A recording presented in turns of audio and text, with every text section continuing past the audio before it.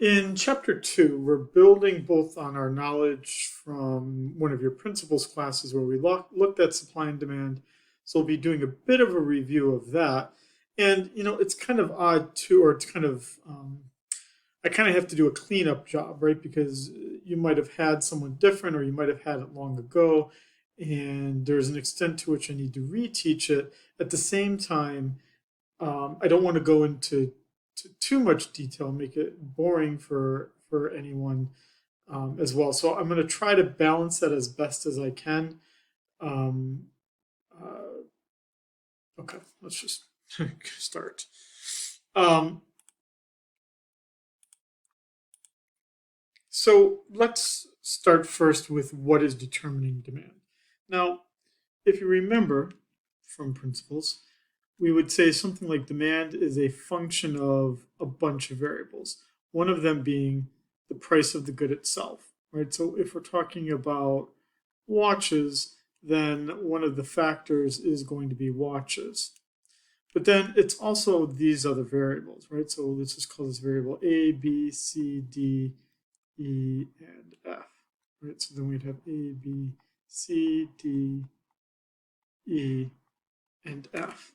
And one of the things that we focus on early in the principles class is distinguishing between what would cause a movement along the curve versus what would cause a shift of the curve, right? So when we draw this all out and we're talking about the watch market,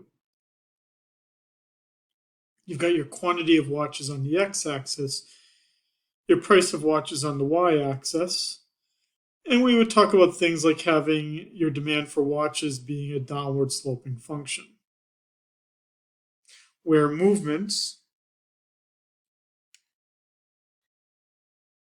are caused by changes in the price of the good and changes in the other variables, A through F, would cause shifts of the curve, where we can distinguish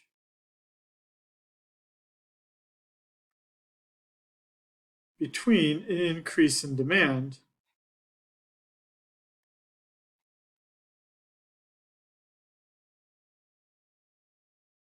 and an increase in the quantity demanded, which would be a movement along the curve. This is caused by changing the price. This is a shift caused by changing one of those other variables. And we could do the reverse, where we have a decrease in the quantity demanded. That would be the opposite of this. Or we could have a decrease in demand, which would be this. Notice the phraseology I used there. Changes in quantity demanded versus changes in demand, which is right here. Okay. And that's what we see here, that the demand curve itself is showing the entire functional form for how we are relating quantity demanded to the price. Whereas the entire demand curve is showing that entire function, whereas each of the individual points along the demand curve are quantity demanded points, where the other variables are being held constant. That would be, in the case of our previous example there, variables A through F. So you've got variables A through F being held constant, and you have changes in quantity demanded leading to changes in price. And given the functional form of the demand curve, typically what we're seeing here is that as the price falls, the quantity demanded increases, whereas the price rises, the quantity demanded falls, which we would know as the law of demand. Price changes lead to quantity demanded changes. Ceteris paribus. What does ceteris paribus mean? Ceteris paribus means that holding those other variables constant. And that's what we see right here. Consumers demand more of a good to lower its price, holding constant other factors that influence the amount they consume. So this part here is the ceteris paribus. This part here is referring to the fact that price is inverse to the quantity demanded, but they move in the opposite direction.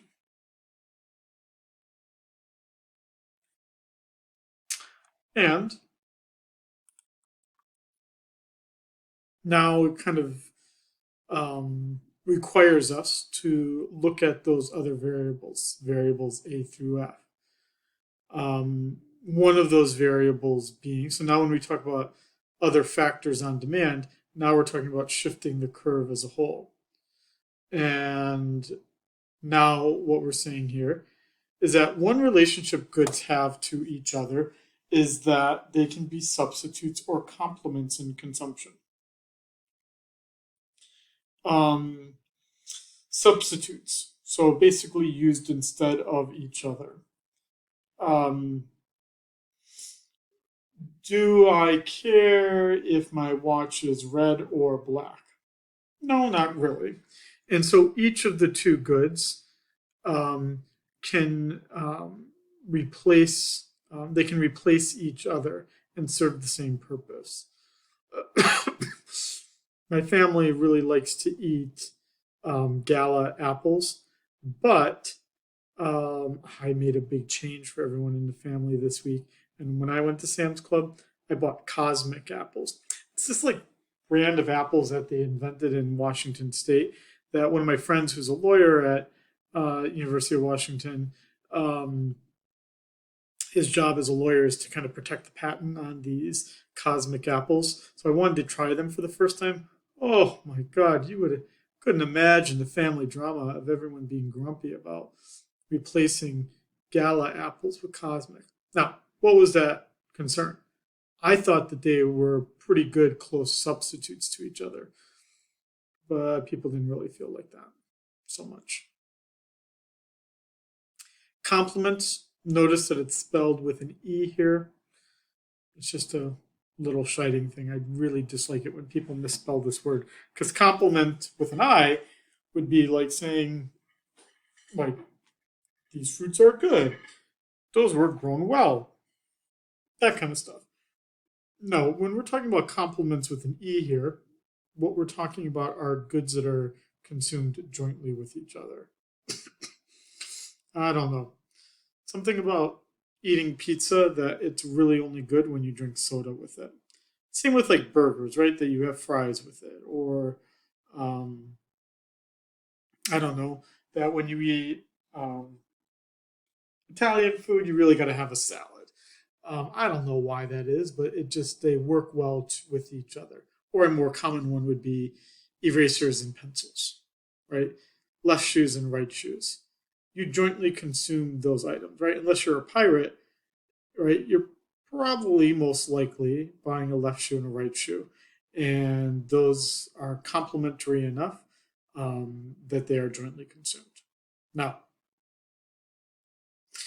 what starts to happen here is that when we change the price of a substitute good or a complement good, what happens is that it will shift the other curve. So to give you the preview here, let's say that red watch and black watch are two different colored watches, which I would, for the most part, consider to be substitutes of each other, that they both fulfill the same purpose and do the same things. Now, for whatever reason,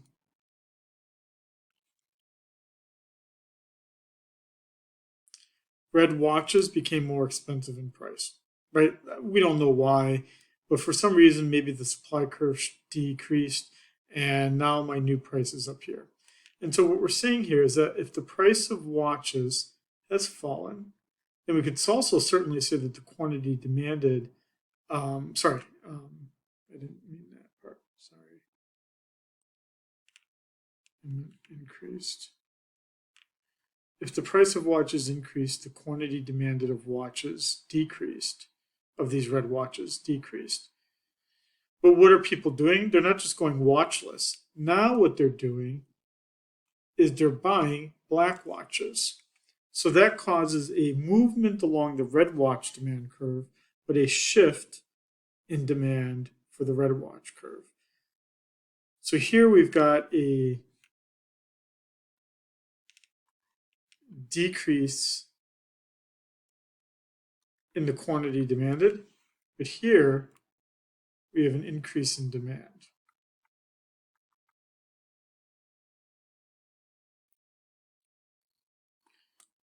Okay. And we would see that here, right? That for a different variable here, if I change the income and this is a normal good, we change the income, people buy more of it, we would shift the demand curve out.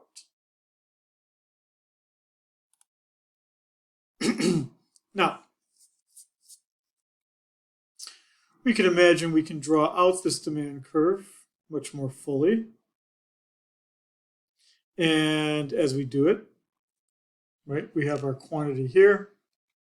And then we say demand is a function of the price of the good itself, the price of sugar, which is used as a complement with coffee, right? So it's being used with it, what the income level is. And so all these various variables are affecting what the demand curve looks like.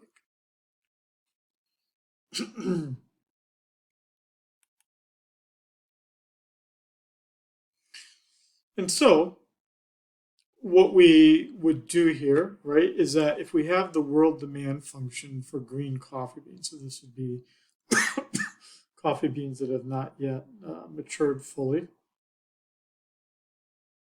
that if we're told that the price of sugar is 20 cents a pound and that income is $35,000, then what we can start to do is directly put those into the function. So in this case, right, we would have Q equals 8.56 minus P, which we don't know because we don't know what the price is for the green coffee beans, minus 0.3 times 0.2, right, because the price of sugar is 20 cents a pound, plus 0.1 times an income of $35,000 a year. Okay, so I'm going to get my calculator out here. I'll punch this away here. So that's going to leave us here with 8.56 minus P minus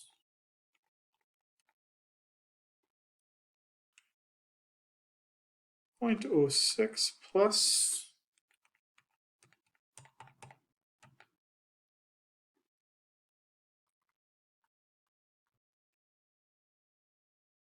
3,500 equals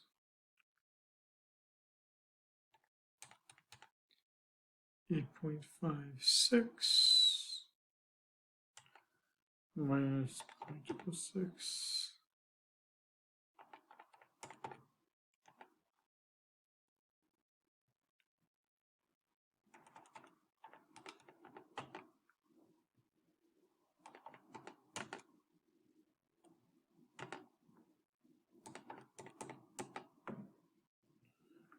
Why would they say that?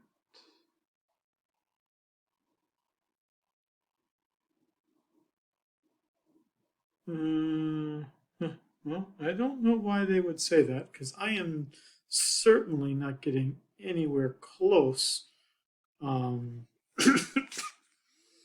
what they're thinking. Well, let's write out what I've got and then we'll try to come to some comfortable spot between the two of us here.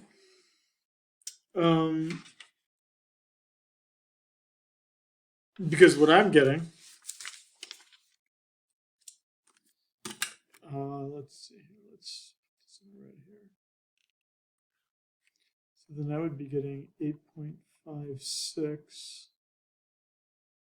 minus 0.06, that would leave me with 8.5 plus 3,500.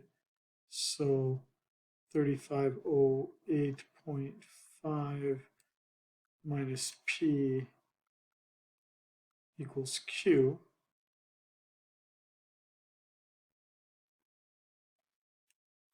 I don't know why they're saying that. I can't conceive of any way that they could have calculated 0.3. Oh wait, maybe.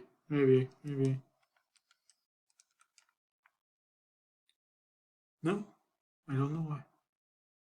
Someone else could be seeing the mathematical error that I have made, but I see no.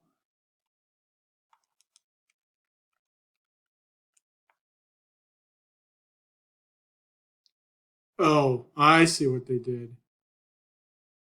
Well, man, what a.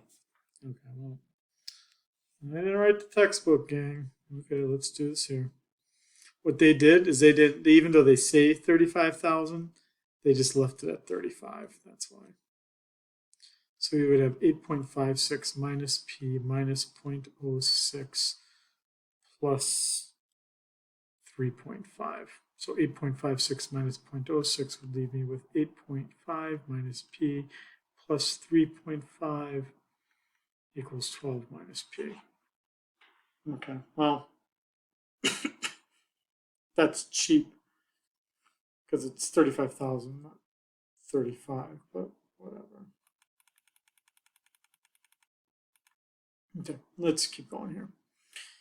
And now with that information, you could actually plot that out. If your demand function is 12 minus P, then we know that when P is 0, Q is equal to 12, hence this point right here. And that as the price goes up by 2, the quantity goes down by 2. As the price goes up by 2, the quantity goes down by 2. As the price goes up by 2, the quantity goes down by 2. Right? In this case, what we're seeing is that that the slope is negative 1 here, which we can already tell that it's negative 1 because right in front of that P is an imaginary 1. Okay, so now how much would the price have to fall for consumers to be willing to buy 1 million more tons of coffee per year? Well, in this case, if we have our demand function of Q equals 12 minus P, what we're going to find useful is that we create this as an inverse curve. So what does an inverse do? What an inverse does is it mathematically switches the Q and the P. So if I have Q equals 12 minus P, then I can add P to each side, subtract Q from each side, and then left with P equals 12 minus Q. This is mathematically the same as this. But what's useful now is that now I'm describing P in terms of Q rather than Q described in terms of P. And what do I do with that? Well, with that inverse demand curve, now I can look at how much the quantity changes when the price changes.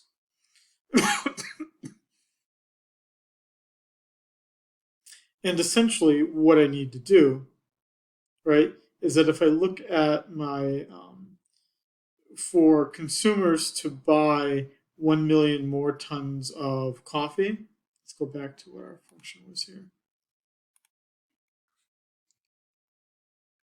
P equals 12 minus Q. What that would mean, right, is that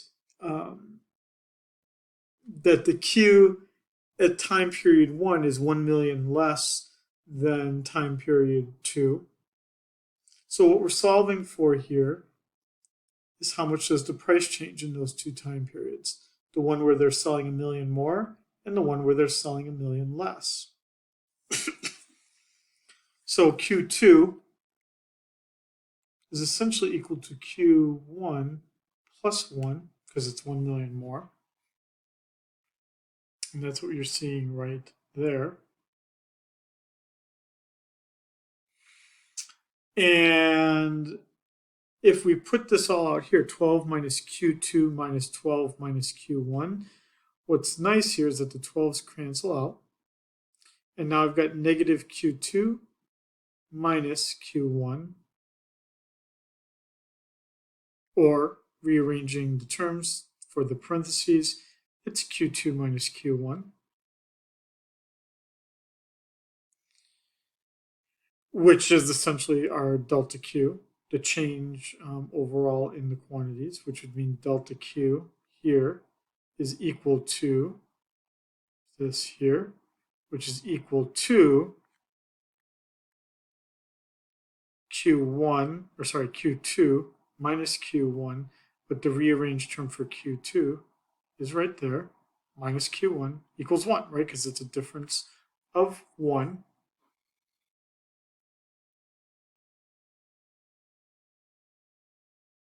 Which, now when we start crossing out terms, so let's change our color here to make our lives a little bit easier here. This Q1 and this Q1 cancel out.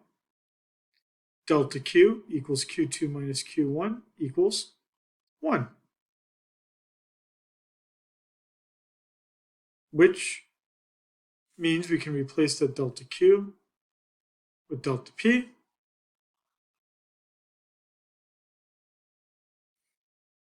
And we are left with negative 1. And so what do we, where do we go from this with here? That the price falls by 1 and the quantity increases by 1, which we already know to be the case because of the nature of the inverse curve, right? Where it had the price going down by 1 and the quantity goes up by 1.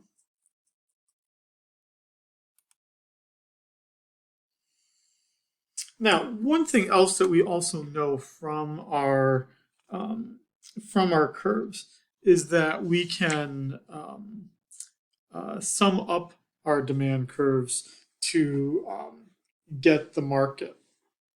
And so here we could say that the Q, in this case the market quantity, is equal to these two consumers' individual demand curves, D1 and D2. Now, what essentially that means is that I could have these two consumers here, and what it can do is that at a particular price, it can create a disjoint demand curve. Disjoint because for one consumer, they're willing to pay an incredibly steep price and they're still willing to buy it. And then we bring into it at this point right here, at this price of 27.56, we bring in this blue line, this blue demand curve. We're now summing it up. Because before anything higher than 27.56, it's only this line right here that's shaping the demand curve. So the demand curve is entirely shaped by one consumer up to 27.56 as a price. And then we can sum up both consumers here going forward. Now, for the supply function, we're also looking at, our discussion here is somewhat similar to what it was for the demand curve. And now what we're looking at is that if we were to write out supply as a function,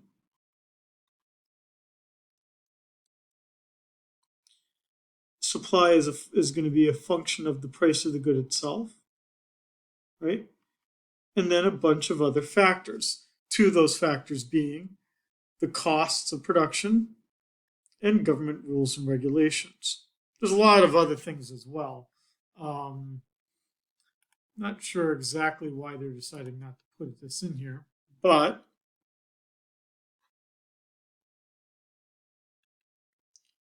we could imagine that when we get to the point of talking about a law of supply, that for ceteris paribus, we're holding these variables constant, and that if we're talking about the same watch market, that as the price goes up, firms are willing to supply more, which from a shorthand perspective, we could say is the law of supply.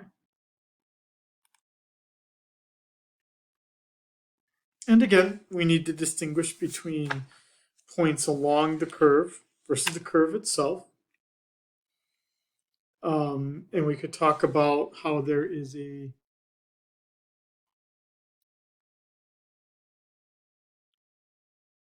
movement along the curve, an increase in the quantity supplied,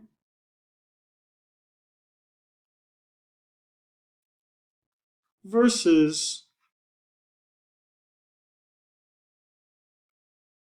an increase in supply. You're only getting an increase in supply from changing something other than the price of the good itself. Otherwise, if you're just changing the price of the good itself, what you have going on is a movement along the curve. So this is our movement, and this is our shift.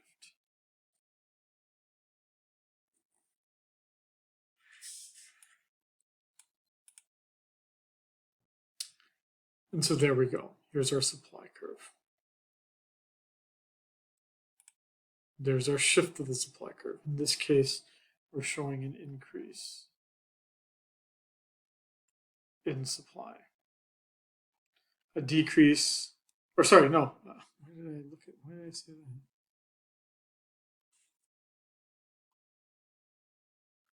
It's a decrease. Sorry, I didn't see the arrows were going this way. So it's a decrease. An increase would be when it's shifting to the right.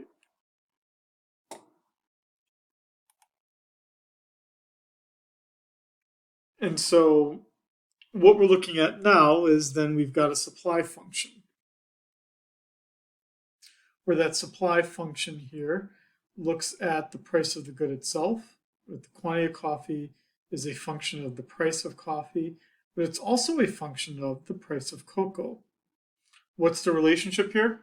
Cocoa would be a substitute, presumably, for coffee, for some people at least.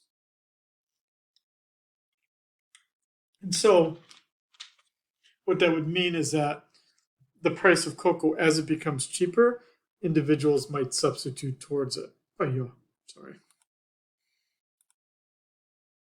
Okay, let me pause here for a second. Okay, so here we have our supply function for coffee, where quantity is equal to, as we would expect for a supply function, where it's got a positive sign with respect to the price of the good itself. And then the sign here is going to tell us kind of the nature of what this good is to the coffee good on this side. So since this is a negative sign, what that's indicating to us is that P subscript C is a substitute good. That as it goes, why would that be? Let's just look at this.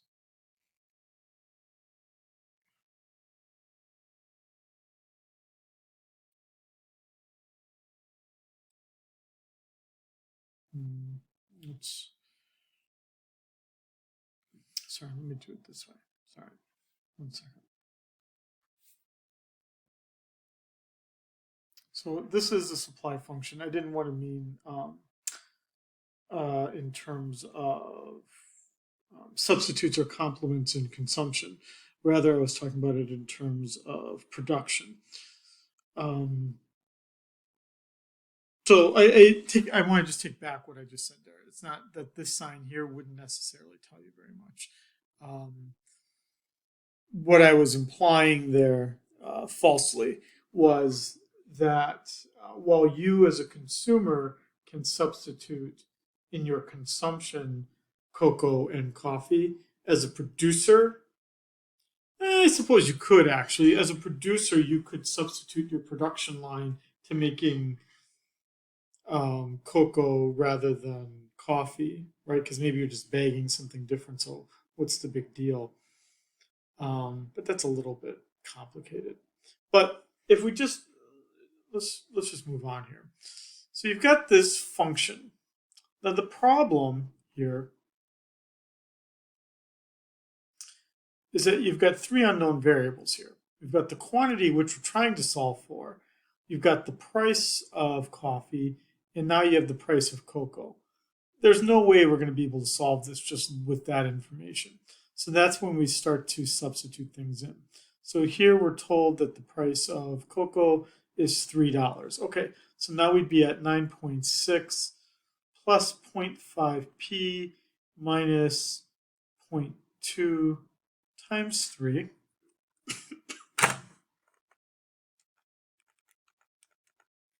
Right, and so that would give us here now 9.6 plus 0.5p minus 0.6, which would give me 9 plus 0.5p, which is what we got over here. Now, what are we asked? What happens to the quantity supplied if the price of coffee increases by? What are we going to need to do here again? We're going to need to find the inverse. So let's start to solve that. Well, I guess I didn't even want you to do that. Well, let's. I would have thought that on the next slide they would do that for you. I don't think they do that here. No, they. Oh, I see what they did. Jeez. Okay, well.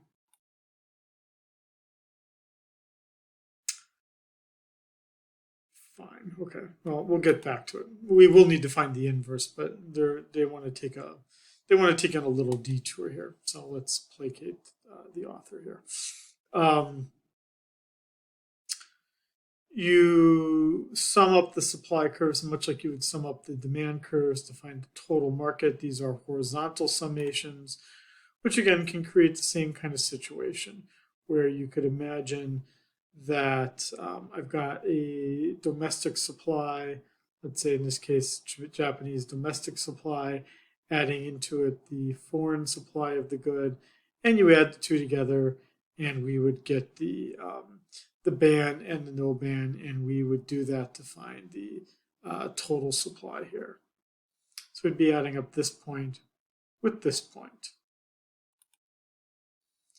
to start to get something that's, again, a little bit disjoint here, especially when you see it here. And what that does, one of the reasons why the author wanted to do this here is setting it up so that when you see that disjointness, you can see how the supply curve is affected. In this case, if we remove all of the foreign supply. So if I remove the foreign supply, we can have a total supply curve now, which looks much different than one without. Now, let's start to put this all together, right? Which is kind of what you do usually at the end of your principles chapter, where you start to find the equilibrium. The equilibrium, which would be a point where there's no tendency for change, where the equilibrium price is that, the beauty of the equilibrium price and quantity is that there's no actors involved in setting that price or the quantity. It's people behaving in a selfish way to find that price and quantity. And it is the price and quantity which the market will settle at, right? And we know this, remember this from principles, where we set this up. We've got our demand curve here, our supply curve here, and here is our quantity, equilibrium quantity, and here is our equilibrium price. And the beauty of this is that I might not know that the picture looks like this, right? As a producer or as a consumer, I'm going to rely on my past experience, but I'm going to kind of have to guess at things to some extent. And so what if I, as the producer, guess it too high? Well, then at that point, the quantity supplied exceeds the quantity demanded. So we've got too much sitting around. We have a surplus.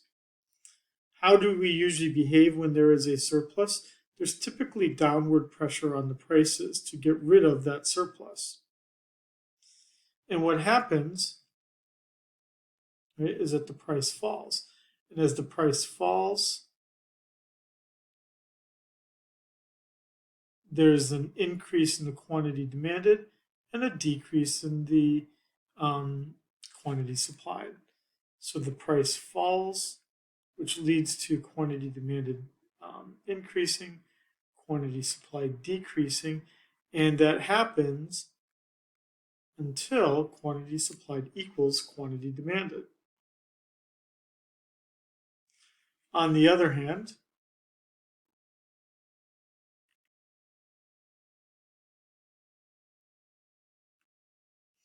we could imagine I set the price too low on accident, and now my quantity demanded exceeds my quantity supplied. I have a shortage. And how do we typically respond to shortages?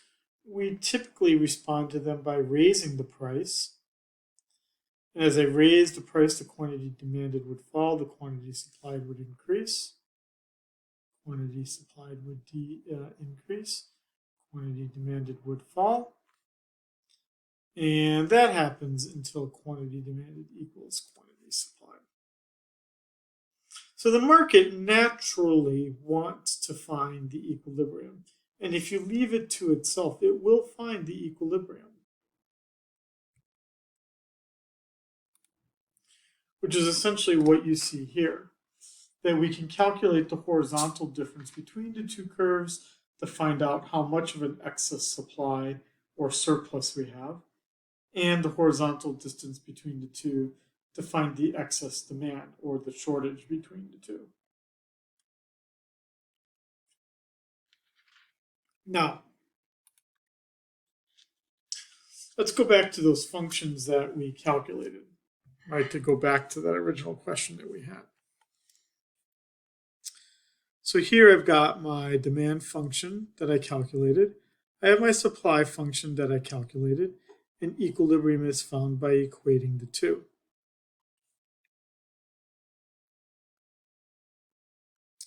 And I'll just kind of more deeply explain the algebra just in case someone's missing what's all going on here. So I'm going to subtract 0.5p, subtract 0.5p. So now I've got 12 minus 1.5p equals 9.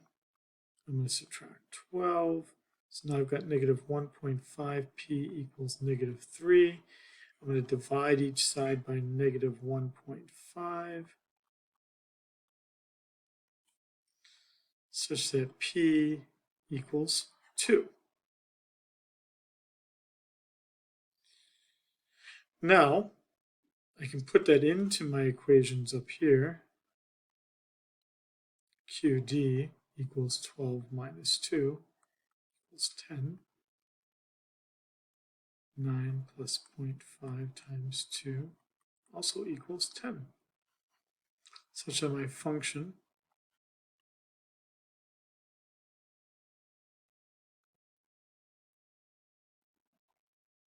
or my graphical representation of that would look like this.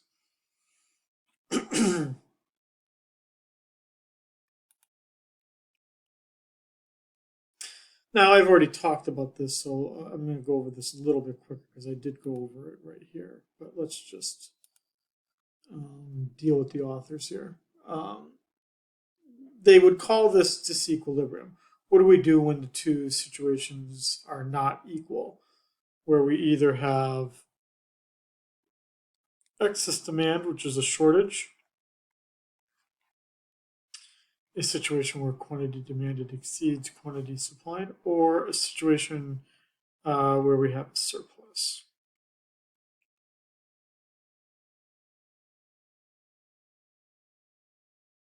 or the quantity supplied is greater than the quantity demanded.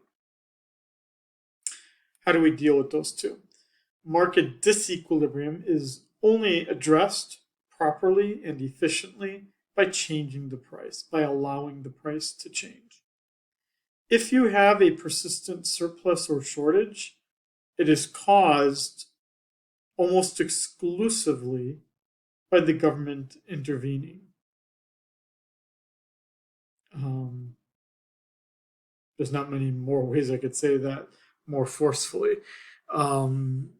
Shortages and surpluses will not permanently exist so long as you allow the free market to control things. Sorry about that. Now,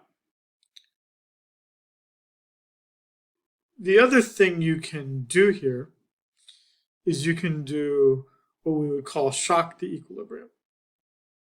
Shocking the equilibrium would mean that we do something dramatically changes because one of the curves is shifting. So the perfect example of that would be something like COVID, right? When COVID happened, I don't know about any of you, right? But I wasn't buying masks ever, right? So I wasn't buying masks, at least to that extent. So if we look at that,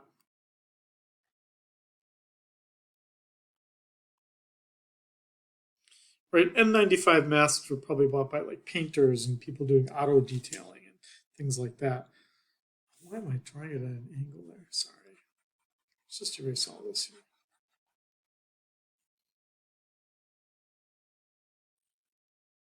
But the idea here is that for N95 masks in 2019, before COVID started, we were in equilibrium, right? There was a demand and a supply, and the market cleared. I mean, I didn't hear anything about any weird market situations going on with N95 masks.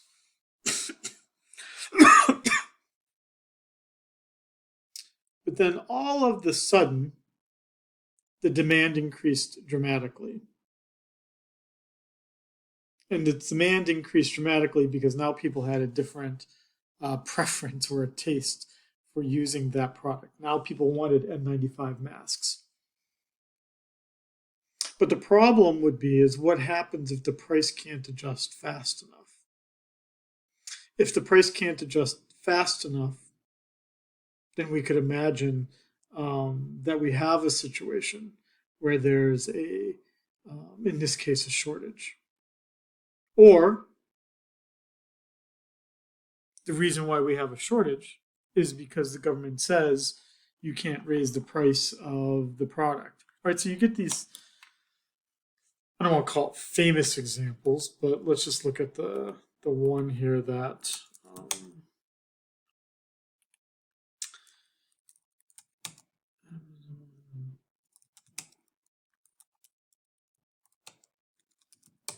where during COVID, there was this guy who bought 17,700 bottles of hand sanitizer, right? Like as COVID was happening, right? It's March 14th, 2020. So, right, that's just kind of when we realized, oh shit, like COVID's happening. This guy went around to like a whole bunch of Dollar General stores and Targets and whatever and bought up all the hand sanitizer and then sold it, looks like here, for 149 bucks. In essence, he should have been allowed to do that. As horrible as that sounds, the guy was investigated basically for price gouging, for raising the price. So what does that cause as a consequence? It causes empty shelves because no one's going to want to sell hand sanitizer for $1 a bottle still once we've got COVID happening, right? So as heartless as it sounds, during an emergency, you should actually allow the market to still resolve things. Because otherwise, if you shock the equilibrium, but don't allow the price to change, you do have people worse off because now they're going to have a shortage or a surplus that exists. And so here you see that in terms of the change to the equilibrium, we can start putting in those different prices and we can see what happens to the quantity. So what they're doing here is they're putting in different prices for cocoa. Sorry, way back. Looks like way back here. Yeah. Okay, so let me write that down here. So they're putting in 9.6 plus 0.5p minus 0.2 PC. Sorry, I'm just trying to write this out so that the authors here are presuming that they're going to make the jump, but I would like to do it where we're not making that jump.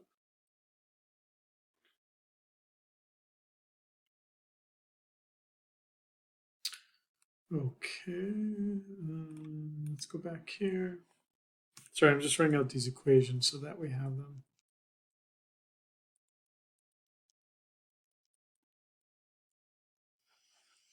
So what am I writing out here? Well, here I was writing out my inverse demand function, Q subscript D equals 12 minus P. Now, I can't write out this supply function though, because my supply function is going to be different. My supply function is going to use a different price for the cocoa. So I needed that supply function. And I'm going to need to resolve it now for each of these. So we're going to say that the price is going to go from 3 to 6, I think. Sorry, I didn't write that down. Yeah, 3 to 6.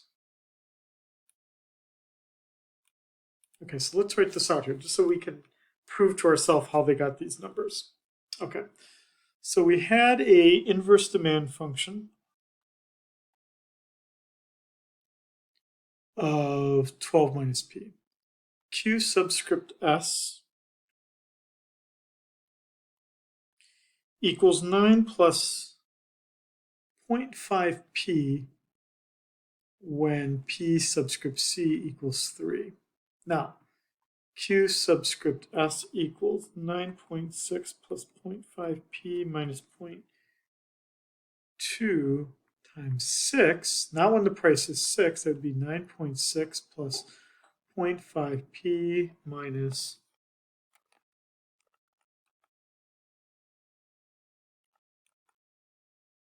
1.2. 8.4 plus 0.5p Q subscript s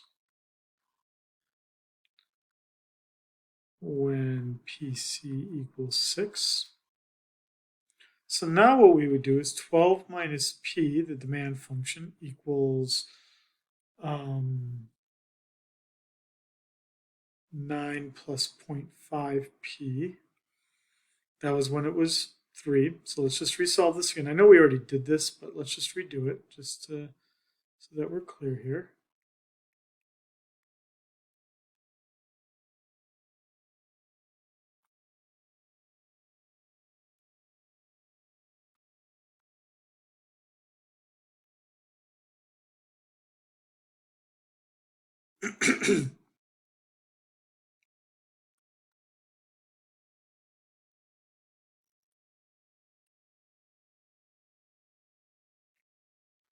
Okay, so p equals 2, p equals 10.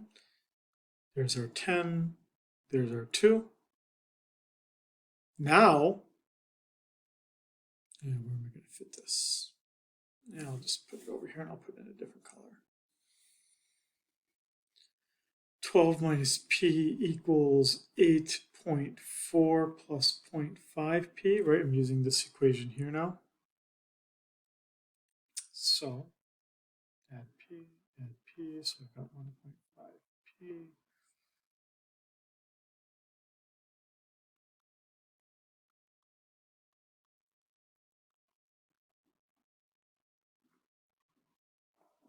So now 3.6 divided by 1.5 gives me a p of 2.4.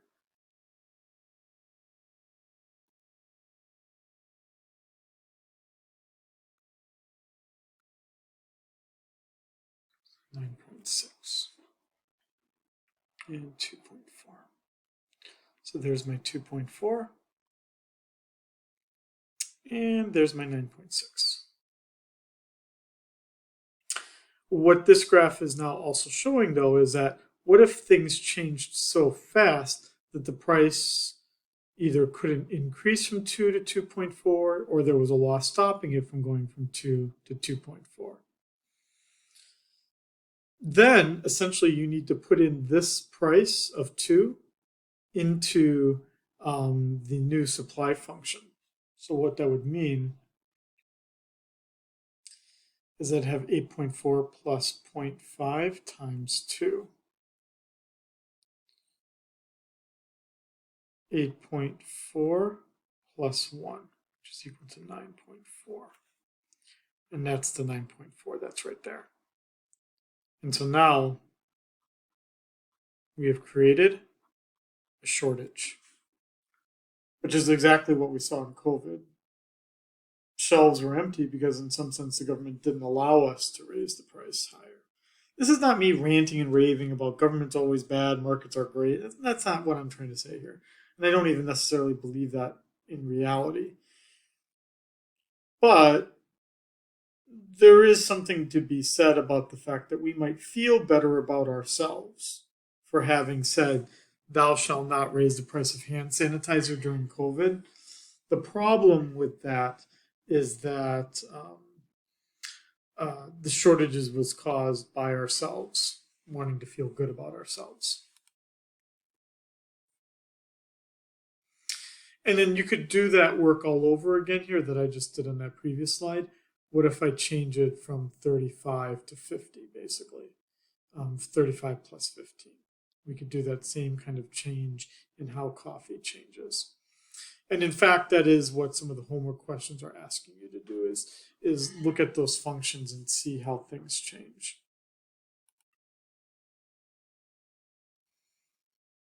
And I guess they're doing it for you here, right? 3 to 6, which we now have looked at, right? So it's actually just, I guess if I had looked ahead on the slides, I would have seen that they were writing it out, but that is in fact what they are doing. So I'm not going to, I feel like I explained it a little bit better here than what they did right here. I'm not seeing anything different than what I just did. Okay, well. Okay, again, I'm not skipping slides here. That's not my intent here. It's just that I already did it in that one slide. Now, government intervention, again, would be another thing. How do we do that? We would have licensing laws, perhaps, that limit who can supply the good, how much can be supplied, or more often than not, we see price controls. Price ceilings, price floors that limit the way in which prices can change. That's essentially what that hand sanitizer rule was, is that it was a price ceiling. The price cannot go higher after COVID than it was before COVID. Or in this case here, we have, again, the import quota, which is saying that if we stop rice from coming into to Japan from other countries, that prices end up being higher.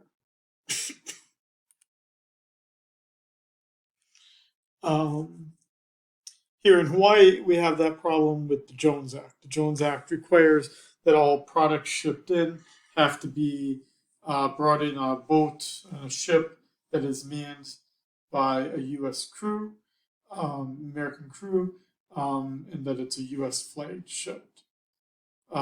Which means that only certain ships can come here, and that kind of limitation causes all of our prices to be higher.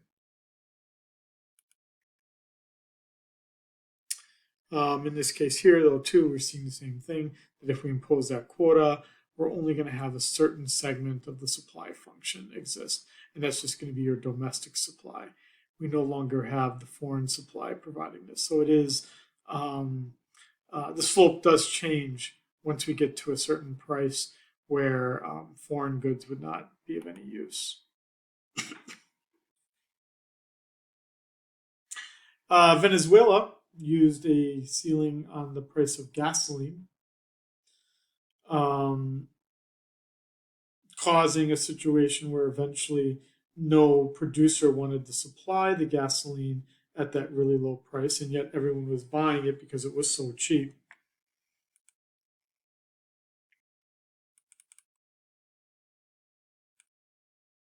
And so here we just then have some kind of thought-provoking questions, right?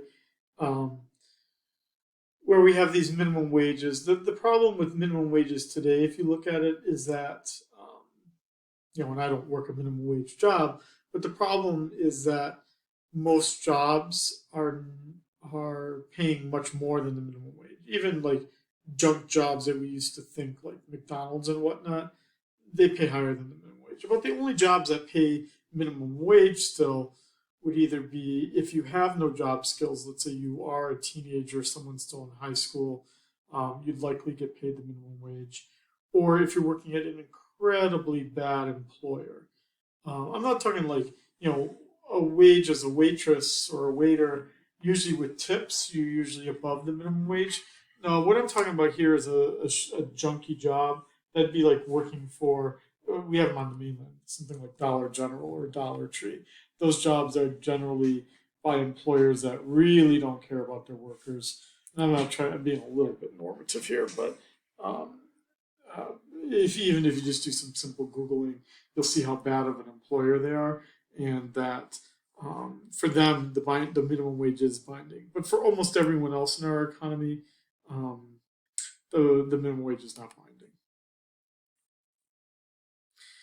And so, since that's the case, since the minimum wage is not binding, then what we would see is that if we start to graph this out, the price the price floor is no longer relevant. It creates a situation like this, but instead, the price floor for most employers, most jobs, is actually below the equilibrium, not above. So here we're only talking about a binding minimum wage. Again, this would be actually pretty rare in reality, at least in today's job market. And you don't really have very many employers where it is binding in that kind of way. It'd really, again, be like Dollar General, really junky jobs. Um,